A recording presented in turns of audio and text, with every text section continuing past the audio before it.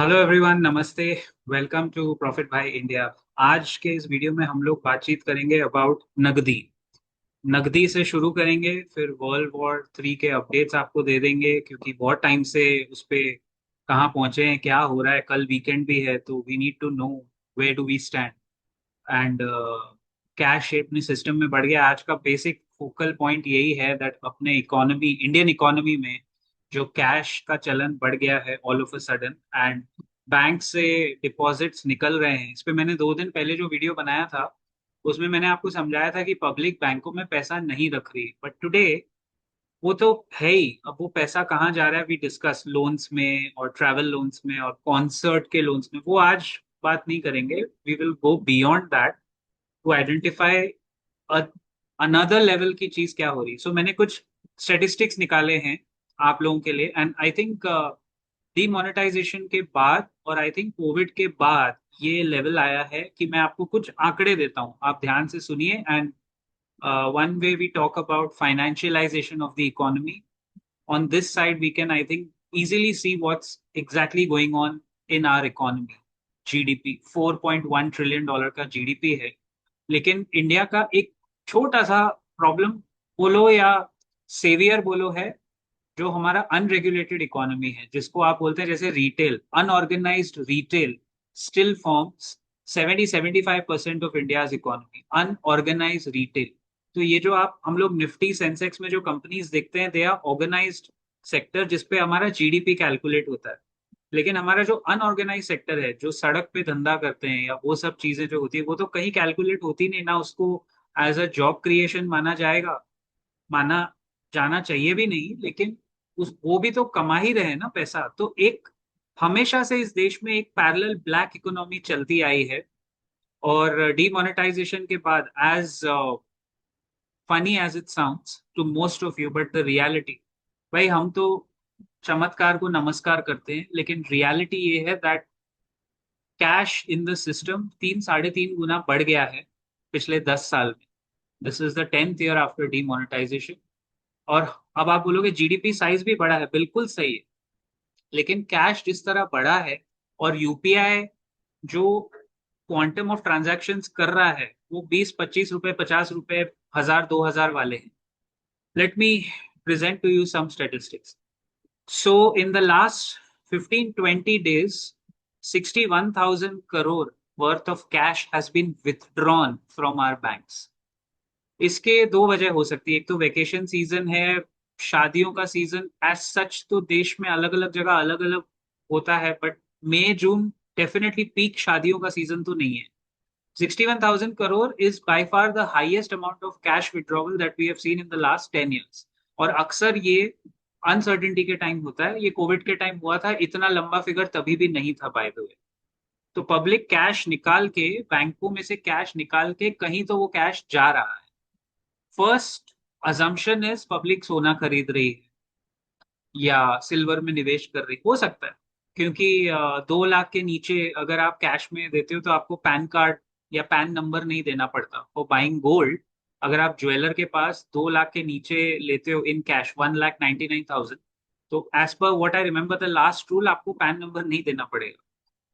अ, बाकी पेमेंट अगर आप 5 लाख का ले रहे हो तो फिर आप या तो दो अलग अलग आदमी, लोग वही करते हैं ना जुगाड़, भाई किसी को अगर 6 लाख का कुछ ज्वेलरी लेना है तो वो 3 लोग लेके जाएंगे और 2-2 लाख के नीचे की पेमेंट करेंगे, थोड़ा मोड़ा अमाउंट क्रेडिट कार्ड से कर लेंगे। तो ये पहला झटका है सिस्टम का। This is more on the economy. Second, the cash reality is total as of today, as of actually 2 days back, जबकि आंकड़े हैं मेरे पास जो मैं इस पे और रिसर्च करके फैक्ट चेक कर रहा था। So as of 2 days back, यानी 6 मई 2026 तक, इंडिया में टोटल कैश इन सर्कुलेशन है 42 lakh crore, which is 11.8% YOY growth. यानी पिछले 10 साल में टोटल नकदी हमारे सिस्टम में जो फ्लो कर रही है, अब इसमें कितना ब्लैक है कितना व्हाइट है, वो that is as per your intelligence and anybody's intelligence, उसमें मैं उस डिबेट में नहीं जाऊंगा। लेकिन टोटल कैश इन सर्कुलेशन हर साल पिछले 10 साल में ग्रो किया है 11.8%, which is almost 12%। So technically Nifty जितना ग्रोथ दिया है सिर्फ कैश नहीं, बहुत बड़े शर्म की बात है ये। अगर आपको मेरे हंसी के पीछे का सरकाजम नहीं दिख रहा है, then I think I am not being able to tell you कि एक तरफ हम डिजिटाइजेशन की बात कर रहे हैं इस देश में, और दूसरी तरफ ये सब चीजें जो है, जो ग्राउंड रियलिटी जो है, जो सब देखते हैं, वो अब तक सिस्टम में कैश आ नहीं पाया, राइट? क्योंकि जब डिमोनेटाइजेशन भी हुआ था तो 99.5% of the notes were return back to the system मेहनत करके। तो एनीवे, मैं उसमें नहीं जाऊंगा। 46% ऑफ अवर ओवरऑल ट्रांजैक्शन हम डिजिटल कर रहे हैं। जैसा मैंने बताया आपको, कैश का फिगर आप ध्यान में रख सकते हो। अब इसका ट्रिगर क्या है कि भाई पब्लिक ने ऐसा, यानी इसमें मैंने जैसे कहा, अनऑर्गेनाइज सेक्टर के स्मॉल एंड मीडियम एंटरप्राइजेस आते हैं, छोटे वेंडर, छोटे व्यापारी आते हैं, सब लोग आते हैं इसमें। तो इसका ट्रिगर पॉइंट यहाँ से आया जुलाई 2025 में। I don't know how many of you remember, but जुलाई 2025 में 6,000 कर्नाटका में जो ट्रेडर्स थे, करीब 5-6 हजार ट्रेडर्स थे, जिनका टर्नओवर, छोटे बिजनेस का टर्नओवर जिनका 20 लाख के ऊपर था सालाना, एनुअल टर्नओवर अबव 20 लाख था, उनको जीएसटी के नोटिसेस मिलना शुरू हो गए। अब ये कैलकुलेशन टैक्स वालों ने किस पे किया, वी डोंट नो, लेकिन ये हुआ था। उसके बाद आपको याद होगा, तमिलनाडु के एक रेस्टोरेंट चेन के मालिक ने निर्मला के सामने सर झुकाया था, और वो कंट्रोवर्सी हुई थी, 2024 में हुई थी वो। और ये 2025 का मेरे पास जो डेटा आया है वो ये है कि 6,000 कर्नाटका के छोटे ट्रेडर्स को जीएसटी नोटिसेस मिलना शुरू हो गए। और पूरे देश भर में जो छोटा व्यापारी है, which is actually the backbone of the economy, see for Indian economy, जैसा मैंने कहा कि हम तो जीडीपी देखते हैं, वो तो लिस्टेड स्पेस में है, लेकिन जो एसएमई है, MSME, micro small and medium enterprises, जिसके हमारे मंत्री है जीतन राम मांझी, है ना, बहुत बहुत ही विश्व विख्यात इंसान को मंत्री बनाया गया है। दैट सेक्टर जो इतना डिवॉइड है ग्रोथ का, वो हमारे इकोनॉमी का बैकबोन है। बैकबोन यानी कमर, स्पाइन ऑफ द इकोनॉमी है, एक तरह से रीढ़ की हड्डी जिसे बोल सकते हो आप, हमारी इकोनॉमी की है। 50% of our GDP technically comes from MSMEs growth, और उसमें से काफी ग्रोथ जीडीपी में कैलकुलेट भी नहीं होगी। उस सेक्टर को मैंने बार बार मेरे इकोनॉमिक एनालिसिस में आपको बताया, उस सेक्टर को जैसे मार पड़ी है ना 2016 के बाद, वो हम लोग इमेजिन भी नहीं कर सकते वो दर्द। तो 2016 के बाद पहले तो पूरा सेक्टर चलता था नकदी पे, कैश का धंधा होता था, क्योंकि अब छोटे व्यापारी हैं वो प्रेफर करते हैं कैश में करना, अभी भी कैश में ही कर रहे हैं। तो डिजिटाइजेशन के बाद उनका कुछ बढ़ा नहीं, लेकिन बीच में 2022-23 के बाद उन्होंने कोशिश की थी कि चलो यार हम भी डिजिटल इंडिया का पार्ट है, यूपीआई यूपीआई करते हैं, ये करते हैं। तो यूपीआई के ट्रांजैक्शंस के बेसिस पे इनको जीएसटी नोटिस थमा दिए, ले बेटा ले, तू भी ले जीएसटी का नोटिस। अब वो आदमी के पास पूरे पेपर्स होंगे, बिल्स होंगे, इनवॉइसेस होंगे, लेकिन फिर भी उसको नोटिस आया। इसीलिए आपने देखा होगा ऑफ लेट बहुत सारे रेस्टोरेंट्स पिछले 1-1.5 साल में आप देखते हो ना, वो लिखते हैं यूपीआई नॉट एक्सेप्टेड, या तो कैश दो या क्रेडिट कार्ड दो। याद आ रहा है कुछ? तो उसके पीछे का कारण ये है। तो इस वजह से a lot of the cash that is coming out of the banks, और मैं ये आपको इसीलिए बता रहा हूं, मैं आज प्रूव कर रहा हूं कि कैसे ये यूपीएससी क्लियर करके जो आईएएस अफसर बनते हैं और जो सरकार में पॉलिसी मेकिंग करते हैं, उसका रिपल इफेक्ट होता है कि कैश सिस्टम से बाहर आया। आज बैंकों के पास इनफ डिपॉजिट नहीं है, जो आपने मेरे लास्ट वीडियो में देखा, उसकी वजह से बैंक निफ्टी पे प्रेशर आ रहा है। डिपॉजिट नहीं है तो क्रेडिट डिपॉजिट रेशियो जो सीडीआर होता है इंडियन बैंक्स का, वो एट ऑल टाइम हाई है। आरबीआई का लिमिट है क्रेडिट डिपॉजिट रेशियो 80% के नीचे होना चाहिए। हमारे कुछ एचडीएफसी बैंक इंक्लूडेड का 95% के ऊपर है। एक्सिस बैंक का सीडीआर 120% पहुंच गया। These are just examples, no buy sell recommendation. CDR मैंने बताया था आपको कि बैंकों के पास जितना डिपॉजिट्स है उससे बट बेटे ने ज्यादा लोन बांट दिया है, तो वो पैसा आएगा कहाँ से? तो कहीं ना कहीं से तो बैंक को जमा करना है। उसके ऊपर on top of that bank से कैश निकाल रहे हैं पब्लिक, क्योंकि बैंकों में सेफ्टी नहीं दिख रही है, डिजिटल अरेस्ट हो रहा है ना। तो कौन, मुझे ये बताइए, ये सब मुद्दों को कौन, who who is going to blink an eyelid for this, मतलब विच हेड विल रोल ये सब सुन के? अल्टीमेटली नुकसान किसका हो रहा है? मार्केट में जो पार्टिसिपेंट्स है, घुमा फिरा के आपको भाव भगवान से प्राइस में ही दिख रहा है ना सब कुछ। आज बैंकों के पास अगर सरप्लस लिक्विडिटी है तो वो घुमा सकते हैं पैसा यहाँ वहाँ एप्रिशिएटिंग एसेट्स में।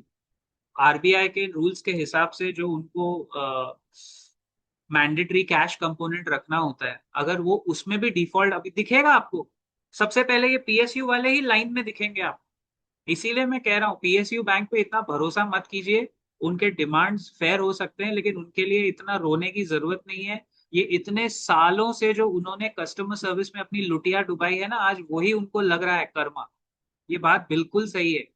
आप कोई भी एसबीआई के ब्रांच में जाओ और उसी वक्त कोई भी प्राइवेट सेक्टर बैंक के ब्रांच में जाओ 2 घंटे बाद, and look at the difference in customer service. Of course PSU banks have improved, they ought to be, नहीं तो धंधा कैसे मिलेगा? इम्प्रूव तो करना पड़ेगा ना। मतलब कॉम्पिटिटिव रहने के लिए आपको इम्प्रूव करना है कस्टमर सर्विस, लेकिन अभी कस्टमर बैंक में बोल रहा है पैसा ही नहीं रखूंगा। और वो पैसा जित अब ये स्टैटिस्टिक हमें निकालना पड़ेगा जिसके पीछे मैं भी लगा हुआ हूँ, कि out of the money that has been taken out of the banks, यही जो पब्लिक निकाल रही है इंक्लूडिंग व्यापारी लोग जो निकाल रहे हैं, उसमें से कितना पैसा घरों में जा रहा है वापस, which is a very bad sign. और कितना म्यूचुअल फंड्स में जा रहा है, which is a very good sign. At least वो पैसा अप्रिशिएटिंग एसेट्स में लग रहा है। भाई मैंने कैश निकाल के गाड़ी ले ली, ये ले लिया, वो ले लिया, that is not an appreciating asset. Even if public is buying gold, gold is a technically वो अप्रिशिएट होता है प्राइस में, लेकिन आप देश के ग्रोथ में वो कोई कंट्रीब्यूट नहीं कर रहा है, because India has to import all of its gold. ऊपर से सॉवरेन गोल्ड बॉन्ड्स में क्या हुआ, सरकार का स्कीम का कैसे बंटा ढाल हुआ, वो मुझे आपको बताने की जरूरत नहीं है। उसमें इंडियंस जिन्होंने सब्सक्राइब किया था उन्हीं का फायदा हुआ है। बट सरकार का तो उसमें भी टाई टाई फिश ही हुआ है। उस पर मैंने खैर एक वीडियो बनाया है एसजीपी एक्सपोज करके, लास्ट ईयर बनाया था। सो ये जुलाई का जो ट्रिगर हुआ ना, कि और व्यापारी लोग की जो दुनिया होती है ना, जेठालाल गड़ा, गड़ा इलेक्ट्रॉनिक्स, ये बहुत क्लोज नेट होती है छोटे व्यापारियों की। फटाफट खबर ऐसे फैल जाती है। और आज हम उसका स्पिल ओवर 1 साल बाद देख रहे हैं कि जो यूबिक्विटी है यूपीआई रिलेटेड, कि होटल्स हो गए, रेस्टोरेंट्स हो गए, वैसे ही एलपीजी क्राइसिस की मार पड़ रही है। एक सिस्टमिक पैनिक फैल गया है एसएमई एंड एमएसएमई में, कि बैंगलोर मैसूर में आपको ज्यादा दिखेगा, बेंगलुरु मैसूरू में दिखेगा कि यूपीआई का तो सीधा बॉयकॉट ही हो रहा है। और ये बाय द वे सिर्फ उस स्टेट की बात नहीं है, this is happening in the states where the ruling party is the central government, वहां पे भी हो रहा है, सेम पार्टी के स्टेट्स में भी हो रहा है। तो इससे पहले कि आप इसमें कोई पॉलिटिकल एंगल देखो, शुरुआत ट्रिगर वहां से हुआ, क्योंकि ऑब्वियसली अब सोचने की बात है ना, कर्नाटका में सरकार किसकी है? ऑपोजिशन की है, जो भी है। तो जीएसटी के नोटिस किस जगह ज्यादा जाएंगे? जीएसटी सेंट्रल अथॉरिटी है। समझ में आया आपको? तो पॉलिटिक्स किस हद तक हमारे आपको और हमें इफेक्ट कर रहा है, आप सोचिए। और भाई मैं नहीं कह रहा हूं कि रेस्टोरेंट्स को यूपीआई चालू करना चाहिए, वो उनका डिसीजन है, वो जाने। लेकिन कैश जब सिस्टम में इतना आता है, वो कैश एसेट्स में नहीं लग रहा है, वो रोलिंग में नहीं आ रहा है, वो कैश लोनों में नहीं जा रहा है, तो ये खतरे की घंटी है। और आप लोग अगर बैंक्स में निवेशित हैं, मैं फिर कह रहा हूँ ये सेम बात, जहां जहां मुझे ऐसा लगता है, मैं किसी स्टॉक का नाम नहीं लूंगा, आप अपने फाइनेंशियल एडवाइजर से बात करो, लेकिन पीएसयू बैंक्स में तो जहां जहां जिसको प्रॉफिट होता जा रहा है, it's a very sensible idea to keep booking your profits. मैं तो सिर्फ ये कह रहा हूँ स्टॉक्स में, क्योंकि यू नेवर नो, कहीं से एक बैंक का अगर डिफॉल्ट हो गया, सरकार किसी बैंक को डूबने नहीं देगी। ये सरकार हो या कोई भी सरकार हो, सरकार के इज्जत पे आ जाता है। मैं मानता हूं वो बैंक्स को डूबने नहीं देंगे, चाहे छोटे से छोटा घटिया बैंक। लेकिन अगर एक भी बैंक में डिफॉल्ट की खबर आई, जो कि देर सवेर ऐसे साइकिल्स में आती है आगे जाके, शायद 6 महीने बाद आई अगर, तो मार्केट रिएक्ट पहले कर देगा। Market will not wait for these kind of goof ups to show up. वो 3-4 महीने पहले ही रिएक्ट कर देगा, तो आपको ना एग्जिट करने का टाइम भी नहीं मिलेगा। That is the problem. और एक और चीज है, हाँ, there was one more reason, जिसको हम शैडो इकोनॉमी बोलते हैं, जिसको अनरेगुलेटेड मार्केट में बोल रहा हूँ। अभी इलेक्शन जो हुए, 5 राज्यों के जो चुनाव हुए, तो अक्सर ऐसा देखा गया कि जब इलेक्शंस होते हैं तो कैश सिस्टम में आ जाता है फॉर ऑब्वियस रीजंस। हमारा इससे जुड़ा हुआ जो अगला मुद्दा जिस पे मैं जा रहा हूँ, वो है फ्री बी कल्चर, फ्री बीज। आई थिंक इसका ब्लेम क्लियरली हमें 1960s और 70s में तमिलनाडु में एआईएडीएमके की सरकार जयललिता जो थी, एक्चुअली टेक्निकली ये जो फ्रीबी कल्चर शुरू किया, ये बहुत साल पहले जयललिता की सरकार में हुआ। उन्होंने आके पहले बांटना शुरू किया फोकट में। फिर केजरीवाल, मुझे याद है केजरीवाल आम आदमी पार्टी ने दिल्ली में ये लागू किया, और अब इस गवर्नमेंट ने, सेंट्रल गवर्नमेंट ने ये एकदम इसको प्रो मैक्स लेवल पे लेके चले गए। मतलब अभी लाड लाडली बहन योजना मध्य प्रदेश में शिवराज सिंह चौहान ने जो लॉन्च की है, जिसके वजह से ये लोग मध्य प्रदेश भारी बहुमत से जीते, उसके बाद ऐसा लग रहा है कि हर स्टेट में एक प्ले बुक बन गया कि बस पैसे बांटो, 3-3 हजार रुपए। आप बोलने के लिए बोलते हो 3 हजार रुपए। जैसे अगर किसी स्टेट में 2 करोड़ महिलाएं हैं फॉर एग्जाम्पल, और 2 करोड़ महिलाओं के हर महीने अगर उसको 3 हजार रुपए मिलने वाले, you can do the math. Just multiply 3,000 into 2 crore. एक कोई भी एक स्टेट ले लो, मैं तो पूरे देश की बात भी नहीं कर रहा हूँ। तो अगर ये वन टाइम ट्रांसफर भी है तो भी आप ले लो। मेरे को तो बताया गया कि हर महीने जाएगा, बाय द वे। अच्छा, बिहार में 10 हजार रुपए बटे थे पर हाउस होल्ड, आई थिंक, क्योंकि वो गरीब स्टेट है ओवरऑल हमारे देश का, तो उसमें आई थिंक वन टाइम था। 10 हजार रुपए बांटे थे, और ऐसा कहा गया था कि ओवरऑल हम धीरे धीरे 2 लाख तक बांटेंगे आपको। तो पहले के जमाने में कैश फॉर वोट होता था, लेकिन ये तो सीधा सीधा खुला टैक्स पेयर का पैसा उधर चैनलाइज हो रहा है। तो वो पैसा भी, मेरा कहने का मतलब है, वो भी नकदी बन के सिस्टम से बाहर आ रहा है। आप सही गलत वो आप डिसाइड कर लो, मैं आपको कोई जज जूरी और एग्जीक्यूशनर नहीं बनूंगा। You decide whether freebie culture is good और bad. It is adding to my नकदी, it is adding to directly impacting my economy. Multiply 2 crore by 3,000 करें। 6 करोड़, 60 करोड़, 600 करोड़, 6,000 करोड़, बराबर ना? हाँ। तो 6,000 करोड़ रुपया अगर हर महीने जाएगा, और अगर वो 6 महीने भी गया, तो सिर्फ एक स्टेट का 36,000 करोड़ रुपया होता है। My goodness. और अगर हर स्टेट ऐसे करने लग गया, तो देश के पास फिर फॉरेन एक्सचेंज रिजर्व्स का, आरबीआई के पास पैसा कहाँ बचेगा? मतलब आप सोच रहे हो, ये पहले कभी नहीं हुआ है कि इस स्केल पे फ्रीबी कल्चर आया देश में।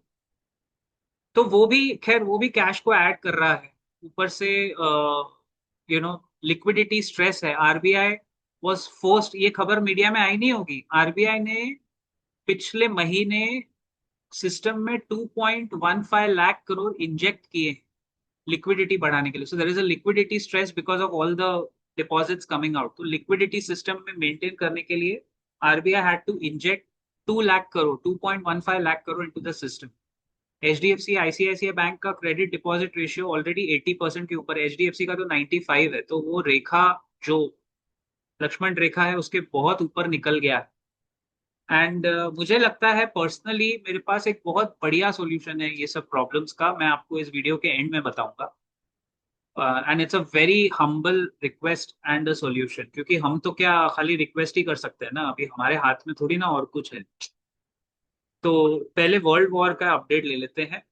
सो स्ट्रेट ऑफ हॉर्मुज, ये नाम सुनते ही अभी आपको भी इरिटेट हो जाएगा ना, क्योंकि पिछले 2-2.5 महीने से हम यही नाम सुन रहे हैं। 2 महीने से ज्यादा हो गया war. Straight of Hormuz block किया हुआ है, एलपीजी पास नहीं हो रहा है, कतर के रिफाइनरी को 3 साल लगेंगे बनने में। खैर, but it is become very ugly right now. मतलब वो बात करना भी ऐसे लगता है सीज फायर है, लेकिन कितना फेक है। दोनों एक दूसरे पे अटैक कर ही रहे हैं। ईरान उनको पूरा एक्सपोज कर रहा है। यूएस के सारे जो मिलिट्री आर्सेनल है, जो भी उनका असला बारूद है, वो पूरा एक्सपोज हो गया एक्चुअली।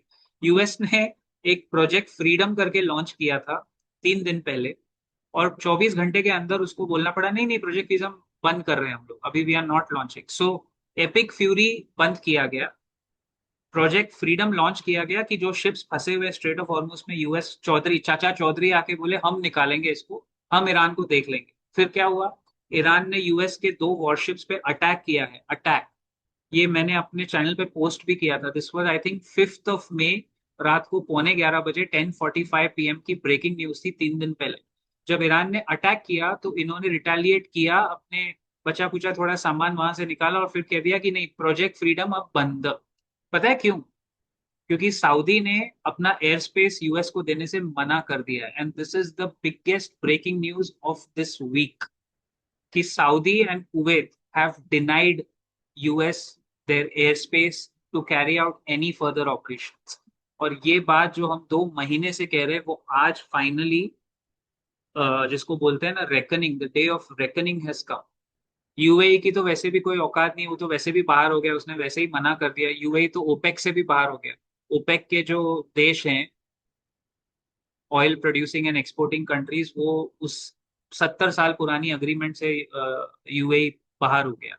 तो they are already not in this. अब बचा कौन? Qatar. Qatar is the only one, और बहरीन थोड़ा इतना पॉलिटिकली इतना सिग्निफिकेंट नहीं है जितना सऊदी है और कतर है। सो अब यूएस के पास अटैक करने के लिए एयर बेसिस बचे नहीं है। पूरी यूएस की पूरी कारस्तानी मैं आपको बता चुका हूं, मैं यहाँ रिपीट नहीं करूंगा। बट वॉर अब तक जब तक साइन नहीं होगा, मैंने कहा था ना सीज फायर पे जब तक साइन नहीं होगा तब तक ये सीज फायर सिर्फ ट्विटर पे रह जाएगी, और सिर्फ ट्रुथ सोशल के झूठ, नाम है ट्रुथ सोशल लेकिन उस पे जो झूठ परोसा जाता है फॉल्स सोशल पे रह जाएगी। तो बहुत असमंजस है। And one more simple warning is, we are heading into the weekend, 9th and 10th, Saturday Sunday वाला वीकेंड है। और सैटरडे संडे वीकेंड में ही सबसे ज्यादा हलचल हुई है। And technically legally US can not continue this war, because if you remember वो वॉर एक्ट के हिसाब से 60 डेज का एक जोन था, जो 1 मई को खत्म हो गया। अब उसके आगे अगर उनको वॉर कंटिन्यू करना है तो ट्रम्प को यूएस के सेनेट से अप्रूवल लेना पड़ेगा, जो कि वो नहीं करने वाला है, और उसको मिलेगा भी नहीं अगर वो करेगा तो। They know that calculation. So अब यूएस के पास बैक ट्रैक करके मुंह छुपा के जाने के अलावा कोई रास्ता नहीं। अब इसके आगे जियोपॉलिटिकली ये होगा, कोई कंट्री अपने बेसिस यूएस को नहीं रखने देगी, क्योंकि वो ससेप्टेबल हो जाएगी कि वहां अटैक हो सकता है। इनके पास अभी जो भी इनका सेंटकॉम, सेंट्रल कमांड जो यूएस का था, सीआईए का जो दबदबा था कि हम बहुत, we are the biggest country in the world, biggest military, biggest navy, biggest army, वो सब एक एक करके सारे उनके ताश के पत्ते की तरह उनके क्लेम्स टूटते जा रहे हैं। या they have the latest weaponry, but boss, $30,000 के ड्रोन ने आपको दिखा दिया कि क्या हो सकता है। तो अब ये चाचा चौधरी का जो चौधरी बनने का जो पूरा खेल था ना, this is exactly what we call as de-dollarization in terms of economics and changing world order in terms of geopolitics. अब आप बोलोगे तो फिर इसके आगे रूल कौन करेगा? कोई रूल नहीं करने वाला। From a unipolar world we have gradually and are gradually moving to a multipolar world, यानी हर कंट्री अपने अपने पार्टनर से अपने अपने, बोलते हैं ना, मांडवली करके अपने करेंसी में ट्रेड करेंगे। जैसे India can put forward, already we are trading in rupees with some of our partner trading partners. China can trade in yuan, Russia can push ahead of rouble. तो एक जो स्टेबल करेंसी होती थी dollar की पिछले 50-55 साल से, after Bretton Woods of 1971, उसके पहले कैसे होता था धंधा? डॉलर तो 55 साल से आया, उसके पहले गोल्ड को बेस माना जाता था। गोल्ड के भाव के हिसाब से बेस डिसाइड होता था। I think we will go back to that multipolar system, जहां पोल्स बने हुए होंगे। सो एक पोल है यूनाइटेड स्टेट्स, एक पोल है यूरोप, उसमें वेस्टर्न यूरोप अलग, ईस्टर्न यूरोप पूरा रशियन साइड डोमिनेटेड अलग, Russia China one more block, India इधर न्यूट्रल जोन में because we are non aligned. India के साथ ग्लोबल साउथ यानी साउथ अफ्रीका, अफ्रीकन नेशंस और जो गरीब देश हैं थर्ड वर्ल्ड, और उस तरफ है ऑस्ट्रेलिया न्यूजीलैंड ब्लॉक। तो मल्टीपोलर वर्ल्ड में कोई एक चौधरी नहीं होता है, किसी एक की करेंसी नहीं चलती है। बेस सब लोग अग्री करते हैं कि आज भी दुनिया में टेक्निकली अगर कोई एक यूनिफाइंग बेस प्राइस है तो वो गोल्ड का ही है और सिल्वर का है। सिल्वर क्योंकि इंडस्ट्रियल कमोडिटी है तो उसका भाव बहुत वॉलेटाइल है, तो लेकिन गोल्ड का भाव तो सेंट्रल बैंक्स ने बाकी इतना गोल्ड लिया क्यों? अच्छा, इसमें एक काउंटर थियरी है कि सेंट्रल बैंक सोना बेच रहे हैं। ऑफ कोर्स वो इसलिए बेच रहे हैं, रशिया ने बेचा क्योंकि उनको अपने जो बेसिक रिजर्व्स, अगर भाई उन्होंने गोल्ड लिया है 35-40 हजार, आई थिंक सॉरी 55-60 थाउजेंड पे, और सोना आके खड़ा हो गया था 1,65,000 पे, तो 2.5 गुना अगर आरबीआई का या किसी सेंट्रल बैंक का सोना हो गया तो वो प्रॉफिट बुकिंग तो वो भी करेंगे ना।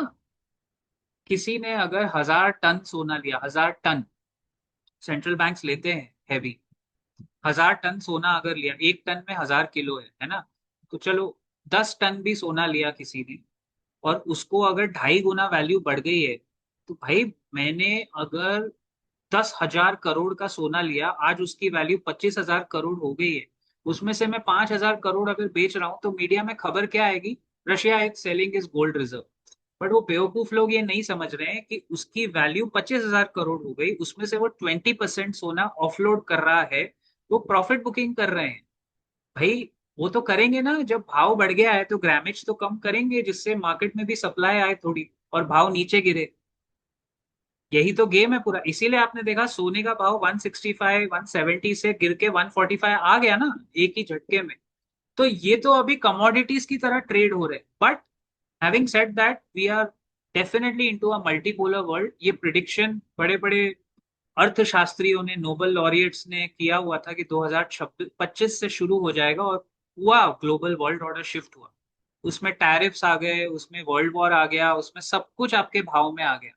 और आज निफ्टी, भैया ये दीवार टूटती क्यों नहीं है? अंबुजा सीमेंट से जो बनी है, 24,200 250 की जो दीवार है, वो निफ्टी तोड़ नहीं पा रहा है, क्योंकि हमारे मैक्रोस की तो मैं आपको हालत बता चुका हूँ। लेकिन मैं एंड इस पूरे वीडियो का ऑन अ पॉजिटिव नोट ही करूंगा guys, because we India as a country has seen worse than this, and we survive and we thrive. Because मैंने कहा था ना आपको, India is the world small cap. Small cap में जब दिक्कत आती है ना, तो जब स्मॉल कैप बाउंस बैक करता है, सीधा 40-50% इंडेक्स ऊपर जाता है। लेकिन लार्ज कैप में जब दिक्कत आती है, लार्ज कैप गिरता भी ज्यादा है, और जब बाउंस बैक करेगा तो वो ऐसे रेंग रेंग के चलेगा। तो आप समझ लो, अभी दुनिया के पार्लेंस में वर्ल्ड लार्ज कैप है यूएस, और वर्ल्ड स्मॉल कैप है इंडिया, जिसमें अभी किसी की नजर नहीं है। टेक्निकली हमें निवेश हमेशा वहां करना चाहिए जहां ज्यादा पब्लिक अभी भी कंपैरेटिवली नजर नहीं दे रही है। वही होता है अंडर वैल्यूड एसेट। आज के डेट में जब सब कुछ नेगेटिव है इंडिया में in terms of economics, and valuations आपके फेवर में हैं, अभी भी फेयरली वैल्यूड से थोड़ा ऊपर है हमारा निफ्टी का पी रेशियो, अभी भी 20 है। अगर वो 18 या 17 पे आता तो पब्लिक भर भर के आएगी। तो निफ्टी का ट्रेड तो बड़ा सिंपल है, it's a buy on dips. And worst case scenario lump sum के लिए 22,550 हमारा तो वही लेवल है जो आके गया, और हम उसी पे टिके हुए हैं। देखिए, अगर निफ्टी 22,550 पे आता है, अगर 22,000 पे भी अगर गिरता है, वहां पे अगर कोई लमसम डाल भी रहा है ना, तो 22,000 से नीचे और कितना गिरेगा? 20%। भाई 22,000 से और नीचे कितना गिरेगा? 20% मैक्सिमम। तो वो 18,000 या 17,500 पे आएगा। वहां एवरेज कर लेना। और 22,000 से नीचे नहीं गिरा तो आप बच गए, बल्ले बल्ले, जैसे अभी हुआ। जब हम चीख चीख के कह रहे थे दिस इज अ, मैंने तो कितनी बार लाइव सेशंस में कहा था उस टाइम, आपको याद होगा, अप्रैल 3, 4, 5 के आसपास, 1 अप्रैल से 5 अप्रैल के देख लीजिए हमारे वीडियोस। इनफैक्ट 25 मार्च टू 5 अप्रैल, वो 10 दिन मौका था लमसम घुसाने का।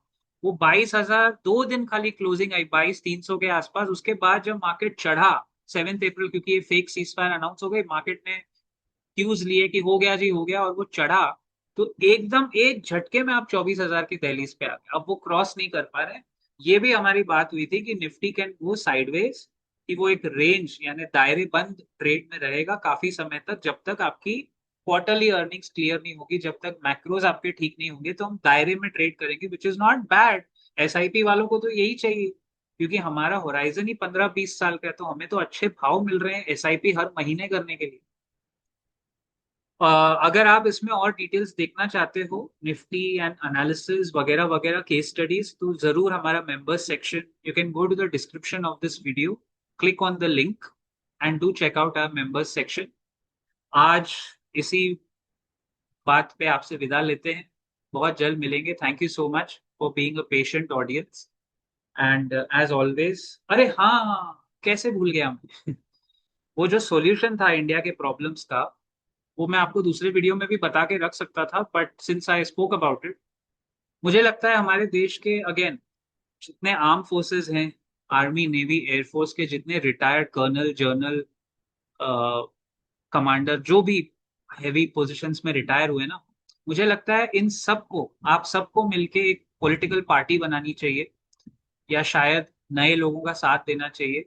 एंड आपके जैसे लोग जो 60-65 हैं, आर्मी में सर्विस, देश की सेवा कर चुके हैं, अगर आपको वैसे भी मौका अगर दिया जाए, तो I am sure in politics अगर हमारे एक्स सर्विसमैन पॉलिटिक्स में आ जाए, और आज जो हमारे लोग पॉलिटिक्स कर रहे हैं जितने सब उम्र दराज लोग ही 65 70 75 ही है ना, तो उसके बदले अगर हम उसी डोमेन और उसी एज ब्रैकेट को सर्विसमैन यानी आर्मी नेवी एयरफोर्स के रिटायर्ड लोगों से रिप्लेस कर दें, तो आई थिंक उसके बाद जो हमारी ग्रोथ होगी, मुझे लगता है ये सारे मसले और मुद्दे आपको सॉल्व होते हुए दिखेंगे। बिकॉज ब्यूरोक्रेसी तो वही रहेगी, आपकी नौकरशाही यानी आईएएस आईपीएस वही रहेंगे, लेकिन आपका जो ऊपर का कमांड है वो कमांड आ जाएगा सीधा एक्स आर्मी मैन के साथ, जो इन टर्न अपने current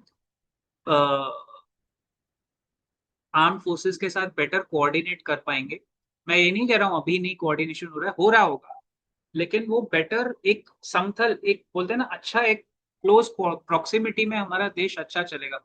I am not saying that arm forces should take over, no no no, I am saying, इसको गलत मत समझना, क्लैरिफाई कर रहा हूँ क्योंकि इधर गलत समझना बहुत आसान होता है। I am clarifying that x retired arm forces वाले अगर पॉलिटिक्स में आ जाएं, तो it's a very good potent combination, because they have experience, देश की सेवा कर चुके हैं, हर गली मोहल्ले को जानते हैं, देश के अलग अलग जगह पे पोस्टिंग हो चुकी है, they exactly know the country as much as a politician would have. It's just and they will bring discipline in politics यार, मतलब वो देश का जज्बा आएगा। देखो हमारे खानदान में बहुत सारे आर्म फोर्सेस में सर्विसमैन रहे हैं, मैं भी मतलब देश की सेवा आर्मी में जाके नहीं कर पाया, लेकिन अपने बलबूते जितना हम कर सकते हैं इकोनॉमिक्स में फाइनेंस में वो करने की कोशिश कर ही रहे हैं जितना हो सके। मतलब आर्म फोर्सेस में नहीं गए लेकिन अपने हिसाब से तो कर ही रहे हैं। तो मुझे बहुत लगता है कि आर्म फोर्सेस को मौका मिलना चाहिए। Let me know what you think in the comments, आपके कमेंट्स हमेशा असर आपको। And on that note, as always, जय हिंद, जय महाराष्ट्र।